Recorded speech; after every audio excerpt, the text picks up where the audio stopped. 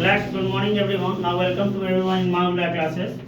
मामला क्लासेस में आप तमाम बच्चों का हार्दिक अभिनंदन है. तो आज की क्लास में मामला क्लासेस में एक बहुत ही अच्छा स्ट्रक्चर आप लोगों के बीच में है. अभिषेक सर पढ़ाने जा रहे हैं और आज का स्ट्रक्चर है बच्चों थिंग्स डैट और थिंक डैट. आज के स्ट्रक्चर में हम क्या पढ़ेंगे बहू? Things that and think that. और ये दोनों का अर्थ होता है लगता है कि. क्या लगता है जी? कभी भी जैसे लगता है ना कि मुझे लगता है कि तुम बाहर गए हो. आई think that you have gone out. इस तरह से सेंटेंस आता है. तो इस तरह के सेंटेंस में आपको ज्यादा हेजिटेट करने की जरूरत नहीं है. आपको पता है कि you know that if you don't know the important structure in your life you can't even talk about in English language. And in today is the generation of English language. I always say to you and if that any student not are talking to about English language that they don't be improved in their life. अब मान लीजिए कि if you want to go into the interview and if interviewer want to take your interview, then if you don't be give your interview on that time, you out of the any job in your life. अगर job प्राप्त करना, if you want to get the job interview देना, तो interview सिखाता कौन है? Who teaches you interview? Is spoken English.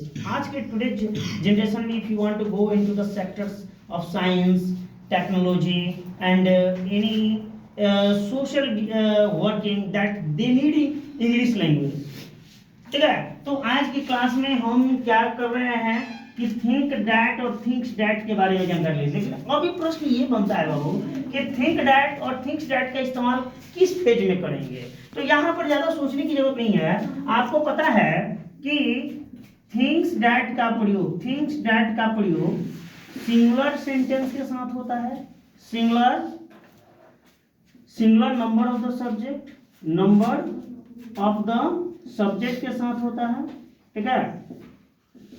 और think that का प्रयोग plural number of the subject के साथ है. Plural number of the subject के साथ किया जाता है. ठीक है. अब यहाँ पर आपको सबसे बड़ी बात है कि आपको मैंने पहले लिया है already taught you tenses and for this sentence is refer to tenses. ठीक है. ये सेंटेंस को टेंस से जोड़ा गया है. ठीक है.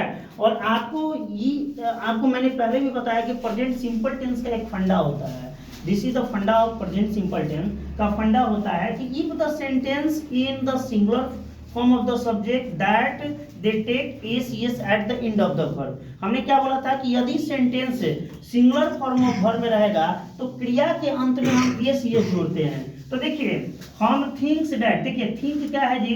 थिंक अगर कोई कहे, देखिए पहली बात आप प्रोसेस में जान लीजिएगा. This is the grammatical rule and this is the universal rule. ठीक है. ग्रामेटिकल रूल है, यूनिवर्सल रूल है आप लोग का कि कभी भी सब्जेक्ट प्लूरल होता है तो वर्ब प्लूरल होता है. सब्जेक्ट सिंगुलर होता है तो वर्ब सिंगुलर होता है. ठीक है. तो ये बात आपको सोचने वाली बात है कि जितना टेंस का जो वर्ब होता है all the form of the verb होता है इन प्लूरल फेज में होता है. But we can change this verb according to the sense of the sentence. लेकिन इन क्रियाओं को हम चेंज करते हैं सेंटेंस के सेंस के आधार पे. ठीक है. आपको पता होना चाहिए, जैसे आपको पता होना चाहिए कि अगर सेंटेंस में ही लगा रहे, सी लगा रहे, ईट लगा रहे एंड नेम विद सिंगुलर हो तो उसके साथ आपका प्रोसेस ग्रामर का कहता है कि क्रिया के अंत में एस को हम जोड़ देंगे. We add s at the end of the word. यदि क्रिया सिंगुलर में हो तो देखिए he she it name with singular अगर है तो जितना भी he she it name with singular से सेंटेंसेस स्टार्ट होगा, whatever any sentence of this with related with the starting phase of the he she it and name with the singular that you oftenly you would have at the आप वहां पे oftenly को आप वहां पे जोड़ देंगे. बात यहाँ पे समझने की योग्य बात है. जैसे आप एक सेंटेंस देखिएगा, आप यहाँ पे से राम को लगता है कि वो लेट हो रहा है. राम को लगता है कि वो लेट हो रहा है. तो बताइए राम इज ए सिंगुलर या plural? Singular. Ram is a singular process है, तो आपको पता होना चाहिए कि हमको कुछ नहीं है। लगता है कि हिंदी में क्या होता है जी, लगता है कि इंग्लिश सॉरी टू से क्या बोलेंगे जी, थिंक्स डैट बोलेंगे। क्या बोलेंगे बाबू, थिंक्स डैट बोलेंगे। या तो सिंगुलर में होगा तो थिंक्स डैट, प्लूरल में होगा तो थिंक डैट का प्रयोग करेंगे। तो आपको बेसिकली आपको फंडा नॉलेज है कि आपको राम को लगता है कि Ram is a singular subject, तब आप what would you like to apply here, you would like to apply here this sentence thinks that. यहां पर है थिंक्स दैट का इस्तेमाल करेंगे कि Ram is a singular form, am I right. तो Ram is a singular form, तो वर्ब इज भी सिंगुलर होगा, तो राम थिंक्स दैट। अब यहां पर that, why we join that in this sentence. देखिए ग्रामर का फंडा कहता है कि अगर डबल सेंटेंस होता है, ठीक है, तो उसमें कंजक्शन की इस्तेमाल करते हैं। यहाँ पर की का इस्तेमाल किया गया है, तो की के लिए रेफर किए हैं डैट का इस्तेमाल। कभी कभी हम क्या है डैट को साइलेंट कर देते हैं, क्या करेंगे यहाँ पे कॉमा दे देंगे, डैट को साइलेंट कर देंगे। इस तरह भी सेंटेंस को आप बना सकते हैं, लेकिन हमने इसको हाइड करने और साइलेंट करने का माइंड में नहीं रखा, मैंने आपको एक्सपोज करने का प्रयास किया, ठीक है। तो हमने कि राम को लगता है कि, तो हम पहले तो ये देखिए कंजक्शन का काम है दो सेंटेंस को जोड़ना है। Conjunctions are the word that they join the two sentence या मोर देन टू सेंटेंस, दो सेंटेंस को जोड़ने का या दो से अधिक सेंटेंस को जोड़ने का काम करता है। तो आपको क्या करना है कि पहले तो हमको ये काम से मतलब है, हॉय वाले बेचारे से कोई मतलब नहीं है, सेकंड या सेकेंडरी सेंटेंस से कोई मतलब नहीं रखना है, हमें प्राइमरी सेंटेंस से मतलब रखना है कि राम को लगता है कि, तो हम लिख दिया राम थिंक्स दैट। की के लिए हम क्या अप्लाई किए हैं बाबू, डैट का इस्तेमाल किए हैं, ठीक है। तो राम थिंक्स दैट। अब क्या है, राम को लगता है कि वो लेट हो रहा है, लेट कौन हो रहा है, राम है ना हो रहा है। तो हम क्या करेंगे बाबू, अगर देखिए राम हो रहा है तो राम के साथ ही, क्योंकि मेल सेक्स को डिनोट कर रहा है, क्योंकि लड़की तो है नहीं कि आप सी का इस्तेमाल कीजिएगा, तो मेल सेक्स को कर रहा है तो ही का इस्तेमाल करेंगे। अब देखिए आप ही के साथ ऑलवेज गेटिंग टू इज लगता है, तो ही इज गेटिंग लेट, वह क्या हो रहा है जी, लेट हो रहा है। गेटिंग लेट का मतलब लेट होना, ठीक है। और मुझे लगता है कि यह गलत है, कोई नहीं कहता है कि I think that this is wrong या दिस इज मिस्टेक, ठीक है। या यहाँ पर आप लोग कर सकते हैं। तो मुझे लगता है कि आ गया। देखिए एक सेंटेंस हमने तो अभी आप लोग को बताया कि singular number of the subject के साथ क्या होता है थिंक्स दैट, और plural number of the subject के साथ थिंक दैट का इस्तेमाल करेंगे। लेकिन ग्रामर का एक एक्सेप्शनल रूल है, एक्सेप्शनल रूल है कि आई जब प्रेजेंट इंडेफिनिट टेंस में जाता है तो हमेशा आई अपना प्लूरल वर्ब लेता है, भले सिंगुलर है, even if I is a singular form of the sentence, but when he approaches the tense that he takes the plural form of the sentence, the tense को अप्रोच करता है तो plural form of the verb लेता है, ठीक है। तो यहाँ पर आप यही मत सोचिएगा कि मैं सिंगुलर हो गया तो आई थिंक्स का इस्तेमाल करेंगे, आप ये कभी भी मत लिखिएगा। You can't right this sentence I think that this is mistake, this is mistake, this one is wrong sentence, this one is right sentence, get understand। तो आपको इस तरह से सोचने की जरूरत है कि मुझे लगता है कि आई थिंक दैट ही है, क्योंकि एक्सेप्शनल रूल कहता है, कुछ ग्रामर का एक्सेप्शनल रूल होता है कि जब आई होगा तो बेचारा प्लूरल फॉर्म लेगा, बात समझे ना, आई होगा तो बेचारा प्लूरल फॉर्म लेगा, आपको ये चीज जानकारी लेना चाहिए। लेकिन तो यहाँ पर आई के साथ प्रेजेंट इंडेफिनिट टेंस रहेगा, केवल प्रेजेंट इंडेफिनिट, दूसरे की बात नहीं कर रहा हूं, only I would like to talks about the present indefinite. तो आई रहेगा तो थिंक का इस्तेमाल करेंगे, थिंक्स का इस्तेमाल नहीं करेंगे। तो आई थिंक दैट, मुझे लगता है कि देखिए ये सेंटेंस क्लियर हो गया आपका दिस। अब यह गलत है, दिस इज मिस्टेक। अब क्या दिस इज रॉन्ग लिख देंगे, any problem, do you have any problem, mistake कीजिए रॉन्ग कीजिए कोई बात नहीं है, there no any problem, there no alternative problem, ठीक है। और मुझे लगता है कि I think that this is mistake, this is wrong हम कर दिए, उसे लगता है कि वह ठीक नहीं है, उसे लगता है कि वह ठीक नहीं है, फिर यह दिस है। देखिए और यहाँ पर क्या बता सकते हैं, did you consolidate this sentence is denote the male sex और फीमेल सेक्स, क्या कंसर्न कर सकते हैं कि लड़की है लड़का है, नहीं कर सकते हैं। तो देखिए यहाँ पर उसे लगता है कि वह ठीक नहीं है, तो हम सोच सकते हैं लड़की भी हो सकती है, लड़का भी हो सकता है, ठीक है। तो इस सेंटेंस में अगर लड़का के लिए बोध करेंगे तो ज्यादा उसे लगता है कि, तो आपको ही का इस्तेमाल करेंगे, ठीक है, ही। अब आपका ही है सिंगुलर, तो थिंग्स का सिंगुलर वर्ब लेंगे कि प्लूरल वर्ब लेंगे, फिर लेंगे सिंगुलर वर्ब का इस्तेमाल करेंगे। तो हम क्या बाबू करेंगे, ही थिंक्स। अब की के लिए हम क्या बाबू जो रूप जोड़ेंगे जी, व्हाट एडप फॉर दैट, तो की के लिए हम दैट का इस्तेमाल करेंगे।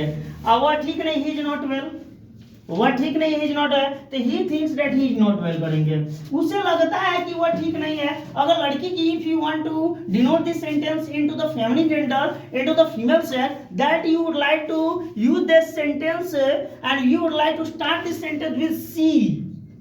अगर फेमिनिन जेंडर में हो या फीमेल सेक्स को सेंटेंस डिनोट करें तो आपको ज्यादा सोचिए, यहाँ पे सी का इस्तेमाल करेंगे। What you like to use this here, you would like to use see this here. Why? Because this sentence we are going to refer this sentence into feminine gender and this sentence is going to refer to female sex, ठीक है। तो मुझे है ठीक है, उसे लगता है कि सी थिंक्स दैट, केवल हम चेंज कर दिए हैं, उसे लगता है कि वो ठीक नहीं, तो she is not well, he is not well नहीं लिखी, क्योंकि यहाँ पर हम पहले ही हम लड़की की बात कर रहे हैं। am I right?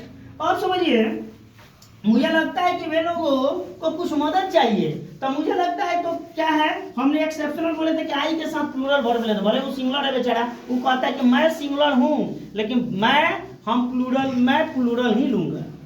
भले सिंगुलर हूं मैं, मुझे सिंगुलर को डिनोट कर रहा है, लेकिन प्रेजेंट इंडेफिनिट टेंस का सेंटेंस हैगा तो ये कहता है कि बेचारा हम प्लूरल वर्ब ही लेंगे, हमको सिंगुलर वर्ब से कोई मतलब नहीं है, हम मित्र नहीं रहेंगे सिंगुलर वर्ब का, हम फिर मित्र रहेंगे प्लूरल वर्ब का। तो यहाँ पे ये बाबू क्या कर लिया, बाबू साहब मैं के साथ आई ले लिया और ठीक है, जैसे कि आप स्पोकन में sir why don't you come on time in coaching, sir I think that I was getting late, I thought that I was getting late because I had some urgent work या I have some urgent work. तो यहाँ पर क्या होता है, आई think that he इस्तेमाल करते हैं। अब बेसिकली में आई थिंक दैट जरूर बोलते हैं, कभी भी स्ट्रक्चरल कोई भी सेंटेंस स्टार्ट करते हैं तो I think that you are out of danger, मुझे लगता है कि तुम खतरे से बाहर हो। आई थिंक दैट जरूर बेचारा आएगा, घूमते फिरते कोई नहीं, आई थिंक दैट जरूर। और लड़का लगता है ही थिंक्स दैट कर दीजिए, उसे लगता है कि ही वह कमजोर, he thinks that he is weak, उसे लगता है कि वो पढ़ने में कम, he thinks that he is weak in studies. इस तरह से सेंटेंस का इस्तेमाल कर सकते हैं। मुझे लगता है कि वे लोग को कुछ मदद चाहिए, तो आई थिंक दैट वे लोगों के लिए क्या होगा बाबू, दे कुछ मदद चाहिए। तो यहाँ पर इंपॉर्टेंट बात की जा रही है, यहाँ पर शुड के भी इस्तेमाल कर, लेकिन नहीं, यहाँ पर मदद चाहिए नेसेसरीली बात की जा रही है। तो यहाँ पर आप कहेंगे दे नीड सम हेल्प, यानी I think that they need some help, I think that they need some help, they need some help, ठीक है। मुझे लगता है कि रोशनी बहुत तेज है, मुझे लगता है कि रोशनी बहुत तेज है, तो फिर आपको क्या है जी बाबू, सब्जेक्ट आई है तो हम थिंक का अप्लाई करेंगे, थिंक्स का नहीं करेंगे। बेचारे कहता है कि we are the friend of plural verb, we are not the friend of singular verb. वो बेचारा का भले हम अकेले रानी, लेकिन हम प्लूरल वर्ब ही ले, भोजपुरी की बात मैं बोल रहा हूँ, ठीक है। तो आई थिंक दैट, मुझे लगता है कि यहाँ तक क्लियर आपका सेंटेंस चला जा रहा है। रोशनी बहुत तेज है, रोशनी का इंग्लिश क्या होता है बाबू, what is the English meaning of रोशनी, द लाइट होता है, और आवश्यकता से अधिक रोशनी कम होता है, तो अगर आवश्यकता से अधिक होता है तो वहां पे टू का इस्तेमाल करते हैं, ब्राइट का इस्तेमाल करते हैं। तो I think that the light is too bright. तो इस तरह से आपको जितने भी स्ट्रक्चर मैंने पढ़ाया, आप इस सेंटेंस के माध्यम से या स्ट्रक्चर्स के माध्यम से you have to create या you may create multiple choice of the sentences by your sense and ideas। जैसे मुझे लगता है कि तुम्हें पढ़ना चाहिए, I think that you should need you need study, ठीक है। मुझे लगता है कि अभिषेक सर को घर जाना चाहिए, I think that Abhishek sir should go to house. इस तरह से सेंटेंस आप बना सकते हैं। या मुझे लगता है कि आपको झूठ नहीं बोलना चाहिए, I think that you should not tell a lie. इस तरह से सेंटेंस बना सकते हैं। मुझे लगता है कि वो पढ़ने में कमजोर है, आई think that he is weak in studies. मुझे लगता है कि तुम पढ़ने में तेज हो, तो I think that you are strong in studies. तो इस तरह के सेंटेंसेस का इस्तेमाल आप बढ़िया से अपने माइंड मेकअप से कर सकते हैं, और मुझे आशा नहीं पूरी विश्वास है कि आप ऐसे ऐसे स्ट्रक्चर को फुली कॉन्फिडेंटली आप बना सकते हैं। जहां दिक्कत होगा आप अपना सजेशन दीजिए अपने कमेंट बॉक्स में, आप अपना सजेशन दीजिए। आपको जो भी सलाह वहां पे कमेंट बॉक्स में भी दे दी जाएगी, और या तो जो भी क्लासेस चलाई जाएगी ऑफलाइन, तो उसमें आप लोगों को जरूर आपकी सारी डाउट को फुलफिल कर दी जाएगी। Thank you very much for your giving me important time.